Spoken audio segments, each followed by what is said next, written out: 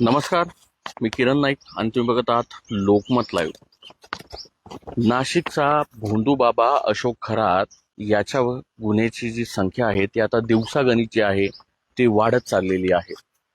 साधारण 11 गुन्हे या भोंदूबाबा खरातवर आत्तापर्यंत दाखल झालेले आहेत आणि यातील ज्या 9 गुन्हे आहेत त्या महिलांनी केलेले आहेत, ज्यांना ज्या या भोंदूबाबाच्या लैंगिक अत्याचाराच्या त्या बळी पडलेल्या आहेत. तर 2 गुन्हे हे फसवणुकीचे आहे. एक त्याच्यामध्ये पुण्याची जी व्यक्ती आहे जासूस म्हणून ते आहेत. अजून जे कालपर्यंत जे 9 गुन्हे होते, आता 2 गुन्हे जे आहेत ते दाखल झालेले आहेत आणि त्याच FIR आता माझ्या हातात आहे. ते कोणत्या स्वरूपाचे गुन्हे आहेत आणि कसे आहेत हेच आपण आजच्या या व्हिडिओच्या माध्यमातून बघणार आहोत. मार्च 2022 मध्ये आम्ही कॅप्टन अशोक खरात यांच्याकडे एक मध्यस्थी व्यक्ती आहे त्यांच्या मार्फत नंबर लावला आणि त्यांची भेट घेण्यासाठी मी आणि माझे पती आम्ही त्यांच्या कॅनडा कॉर्नर येथील ओकस प्रॉपर्टी या ऑफिसमध्ये गेलो. त्यावेळी आम्ही बराच वेळ बाहेर वेटिंगला बसलो आणि आमचा नंबर आल्यावर आम्ही आतमध्ये गेलो. त्यावेळेस त्यांनी आम्हाला दोघांनाही आमची जन्मतारीख विचारली. त्यावरून आमच्या दोघांचा जन्म कोणत्या वारी झाला हे सांगितलं. त्यानंतर आमची लग्नाची तारीख विचारली आणि त्यावरून त्या दिवशी शनिवार होता आणि हा वार लग्नासाठी चांगला नव्हता असे सांगून तुमच्या दोघांमध्ये वाद होताय असे सांगितले. त्यानंतर आम्ही कॅप्टन खरात यांनी विचारले की आम्ही शेतात कोणते पीक घेतले पाहिजे, त्यातून आम्हाला चांगलं उत्पन्न मिळेल. त्यावर त्यांनी आम्हाला म्हणजे त्यांनी विचारलं की आम्ही शेतामध्ये कोणतं पीक हे घेतलं पाहिजे. त्यावर त्यांनी आम्हाला तुम्ही कमी मेहनतीमध्ये जमेल अशी पिके घ्या असा सल्ला दिला व आम्हाला नारळ पाणी आणि दुसरे काहीतरी ज्यूस प्रसाद म्हणून दिला. कॅप्टन अशोक खरात यांच्याकडे मी आणि माझे पती आम्ही सन 2022 ते डिसेंबर 2024 पर्यंत साधारण 6 ते 7 वेळा त्यांच्या ऑफिसमध्ये म्हणजे ओकस प्रॉपर्टी जी नाशिकच्या कॅनडा कॉर्नर परिसरामध्ये आहे त्या ठिकाणी भेटायला गेलो. ऑगस्ट 2024ला मी आणि माझे पती कॅप्टन अशोक खरात यांना भेटण्यासाठी त्यांच्या वरील ऑफिसमध्ये गेलो होतो. तेव्हा मी आणि माझे पती ऑफिसमध्ये त्यांच्या समोर बसलेले असताना आमच्या अडीअडचणी विचारल्या आणि माझ्या पतीला त्यांनी बाहेर जायला लावले. त्यानंतर मला तांब्याच्या भांड्यातील पाणी त्यांनी प्यायला दिले आणि त्यानंतर जवळ बोलून एक तांब्याचे भांडे माझ्या डोक्यावर ठेवून मला गायत्री मंत्र बोलायला लावले व माझ्या पाठीमागे येऊन उभे राहिले. त्यानंतर माझे डोकं जड वाटू लागलं.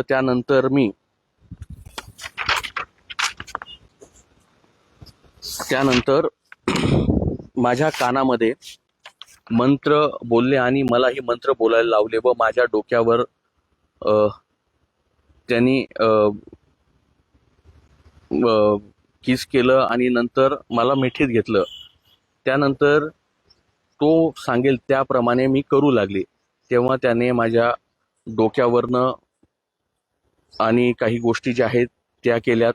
त्यानंतर मी महादेवाचा अवतार आहे, माझ्याकडे दैवी शक्ती आहे, येथून पुढे तुमचे दिवस चांगले असतील, तुमची खूप प्रगती होईल, तू फक्त मी सांगतो त्याप्रमाणे कर असे बोलून त्याने मला टेबलावर बसायला लावले आणि माझ्या इच्छेविरुद्ध बळजबरी त्यांनी केली. त्यावेळेस मी त्याला विरोध केला. तो मला बोलला की जर तू मला विरोध केला तर कोणाला सांगितले तर मी माझ्याकडे दैवी शक्तीने तुझ्या मुलांना मारून टाकेल आणि तुझे आयुष्य उद्ध्वस्त करून टाकेल. त्यामुळे मी घाबरून तो सांगेल त्याप्रमाणे वागले. अशाच प्रकारचे कृत्य कॅप्टन अशोक खरात याने ऑगस्ट महिने 2024 ते डिसेंबर 2024 माझ्यासोबत 4 वेळा बळजबरी केली. परंतु त्यांनी मला माझ्या मुलांना मारण्याची धमकी दिली. तसेच माझे पती आणि मी 7 वर्ष सोबत नव्हतो. सन 2000 पासून आम्ही सोबत राहत होतो आणि या बाबाने जर काही केले तर माझे आयुष्य उद्ध्वस्त होईल अशी भीती त्याने मला घातल्यामुळे मी कोणालाही काही सांगितले नाही. काही दिवसांपूर्वी कॅप्टन अशोक खरात याने अशा खूप महिलांवर अत्याचार केल्यामुळे त्याला अटक झाल्याबाबत आम्हाला माहिती मिळाली. तेव्हा मी माझ्यासोबत घडलेला सर्व प्रकार माझ्या पतीला सांगितला. त्यांनी मला धीरच दिला आणि आज रोजी मी माझी तक्रार देण्यासाठी पोलीस स्थानकामध्ये आलेली आहे. तरी कॅप्टन अशोक खरात याने माझ्यासोबत ऑगस्ट 2024 ते डिसेंबर 2024 पर्यंत 4 वेळास माझ्या इच्छेविरुद्ध मला पाण्यामध्ये काहीतरी गुंगीकारक पदार्थ प्यायला देऊन माझ्यावर बलात्कार केला. तसे तू जर हे कोणाला सांगितले तर मी माझ्याकडील दैवी शक्तीने तुझ्या मुलांना मारून टाकेल आणि तुमचे आयुष्य उद्ध्वस्त करून टाकेल अशी धमकी दिली. त्यामुळे माझी कॅप्टन अशोक खरात यांच्या विरुद्ध कायदेशीर फिर्याद आहे. माझी मी दिलेली फिर्याद म्हणजे ते बरोबर आहे आणि वरील प्रमाणे आहे. खरं तर ह्या कॅप्टन खरातवर जे वेगवेगळे गुन्हे आहे ते आता मोठ्या प्रमाणात दाखल होऊ लागलेले आहे. हा तर एका महिलेने बलात्कार केल्याचा गुन्हा जो आहे तो दाखल आहे. तर दुसरा जो गुन्हा आहे हा फसवणुकीचा आहे. ती कोणती फसवणूक? तर चिंचुके, अंगठीमध्ये चिंचुके विकण्याचा हा गुन्हा आहे. आणि हा गुन्हा ज्यांनी दिलेला आहे ते नगर जिल्ह्यातील आहे. ज्यांनी नाशिकच्या सरकारवाडा पोलीस स्थानकामध्ये हा गुन्हा दिला, जी तक्रार आहे ती दाखल केलेली आहे. आणि त्यांनी पण तेच सांगितलेलं आहे की ते एक व्यापारी आहेत आणि प्रगती होत नसल्याने त्यांच्या काकाच्या ओळखीने नाशिकमध्ये कॅप्टन अशोक खरात हे ज्योतिष म्हणून त्यांच्याकडे जाऊन व्यवसायाचा चढ उतार अडीअडचणी सोडवण्यासाठी योग्य मार्गदर्शन करतील असे सांगितले. माझ्या व्यवसायामध्ये वेळोवेळी अडचणी निर्माण होत असल्याने त्या सोडवण्यासाठी ते त्यांच्या पत्नीसोबत डिसेंबर 2022 मध्ये कॅप्टन अशोक खरात यांच्या नाशिकच्या ओकस property land developers Canada corner या ठिकाणी गेले. अशोक खरात यांना भेटल्यानंतर माझ्या अडचणी सोडवण्यासाठी मला आणि त्यांच्या पत्नीला म्हणजे मला आणि माझ्या पत्नीला सांगितले, मी कृष्णाचा अवतार आहे, तुम्हाला मंत्राने भारून पुष्कराज रत्न व हिरा देतो, अंगठ्या देतो. तुम्ही सोन्याच्या अंगठीत मी दिलेल्या पुष्कराज रत्न व हिरा परिधान करा. तुम्हाला दिव्य शक्ती प्राप्त होऊन व्यवसायात अनेक पटीमध्ये वृद्धी जी आहे ती होईल. त्यासाठी सोन्याच्या अंगठ्या लागतील. त्यामध्ये मी पुष्कराज खडा टाकून दिल्यावर तो तुम्ही गुरुवारी परिधान करा. अंगठ्या तयार झाल्यावर तुम्हाला फोन करू, तेव्हा तुम्ही येऊन रत्नजडित अंगठी घेऊन जा. एका पुष्कराज खड्याची किंमत साधारण 75,000 रुपये जी आहे ती त्यांना सांगण्यात आली. आणि आता सोन्याच्या अंगठ्या असतील तर द्या असे सांगितले. म्हणून मी माझ्याकडील 2 सोन्याच्या अंगठ्या व एक पत्नीची सोन्याची अंगठी अशा 3 अंगठ्या त्यांच्याकडे देऊन पुष्कराज खड्याची आगाऊ रक्कम 1,00,000 रुपये जी आहे ती या भोंदू बाबा कॅप्टन खरात म्हणजे कॅप्टन खरात यांच्याकडे विश्वासाने देऊन आम्ही त्यांच्या राहत्या घरी म्हणजे ते नगरला निघून गेले. त्यानंतर 5-6 दिवसांनी अशोक खरात यांच्या कार्यालयातून ऑफिस बॉयने फोन करून तुमच्या अंगठ्या तयार आहेत, तुम्ही घेऊन जा असे सांगितले. दुसऱ्या दिवशी मी स्वतः अशोक खरात यांच्या कार्यालयात जाऊन अंगठ्या पाहिल्या असता माझ्यासाठी 2 अंगठ्यातील एक अंगठीमध्ये पुष्कराज खडा व दुसऱ्या अंगठीतील हिरा टाकलेला व पत्नीसाठी अंगठीमध्ये पुष्कराज खडा टाकल्याचे दिसले. त्या लागतीच मी उरलेली जी रक्कम होती 1,62,000 रुपये चेक स्वरूपात देऊ केली असता खरात यांनी ती रक्कम चेक स्वरूपात स्वीकारण्यास नकार दिला. सदर रक्कम ही रोख स्वरूपात द्या असे सांगितले. तेव्हा त्या माझ्याकडे 1,00,000 रुपये व माझ्यासोबत असलेले मित्र, त्यांच्या मित्राचं नाव पण आहे, त्यांच्याकडून 62,000 रुपये घेऊन अशी 1,62,000 रुपये रोख अशोक खरात यांच्याकडे देऊन परत घरी आलो. परंतु खरात यांनी सांगितल्याप्रमाणे माझ्या व्यवसायामध्ये कोणताही फरक पडला नाही.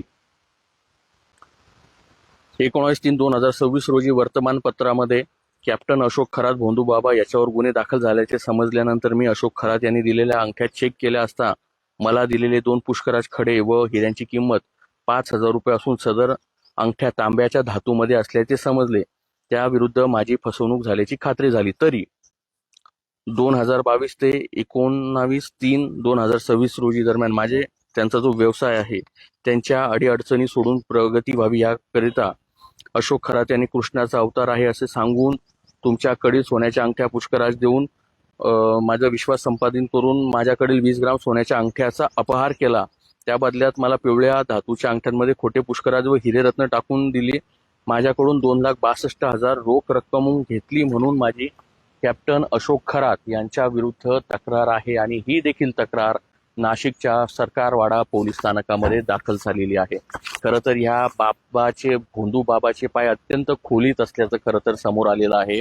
मोठ्या मोठ्या रकमी हा बाबा रोकड स्वरूपात घ्यायचा, कोणतेही चेक असो किंवा अकाउंट जे आहे तो हा दाखवायचा नाही आणि लोकांची फसवणूक, महिलांवर बळजबरी जी आहे तो हा भोंदू बाबा करत होता. गुन्ह्यांची संख्या आता जरी 11 झालेली असली मात्र येत्या काळात हे गुन्हे वाढू शकतात, कारण की एसआयटीने 2 नंबर जे आहे हेल्पलाईन ते जारी केलेली आहे. ज्यांनी या भोंदूबाबांनी ज्यांची फसवणूक केली असेल त्यांनी खरं तर तक्रार करणं गरजेचं आहे. एसआयटीला 100 पेक्षा जास्त फोन आलेत, मात्र तक्रार देणाऱ्यांची संख्या कमी आहे. काही लोक घाबरतात, मात्र त्यांनी घाबरू नये, समोर यावं आणि या भोंदूबाबा विरुद्ध तक्रार करावी, कारण की या भोंदूबाबाचे पाय हे अधिक खोलात आहे आणि तुम्ही जर पुढे आलात, तुम्ही जर तक्रार केली तर ह्या भोंदूबाबाला कडक शिक्षा जी आहे ती होऊ शकते. अजून 2 गुन्हे होऊन एकूण गुन्ह्यांची संख्या FIR ची संख्या ही 11 झालेली आहेत. 9 महिला अत्याचाराच्या तर 2 फसवणुकीचे गुन्हे या भोंदूबाबावर जे आहे ते दाखल झालेले आहे. एसआयटीच्या मार्फत याचा तपास जरी सुरू असला, उद्या त्याला न्यायालयात हजर करण्यात येईल. आधी 1 आठवडा आणि नंतर 5 दिवसाची अशी त्याला पोलीस कोठडी जी आहे ती मिळालेली आहे. आणि आता उद्या कोर्टामध्ये काय नवीन त्याला कोर्टाची रिमांड म्हणजे न्यायालयीन कोठडी देतात का पोलीस कस्टडी देतात हे पाहणं महत्त्वाचं ठरणार आहे. तुम्हाला या भोंदूबाबाबद्दल काय वाटतंय हे कमेंट बॉक्समध्ये नक्की व्यक्त करा. असेच नवनवीन व्हिडिओ पाहण्यासाठी, विशेष करून या भोंदूबाबाबाबत जेही काही अपडेट असतील ते पाहण्यासाठी लोकमतला लाईक आणि फॉलो करायला विसरू नका. मी किरण नाईक, लोकमत.com साठी, नाशिक.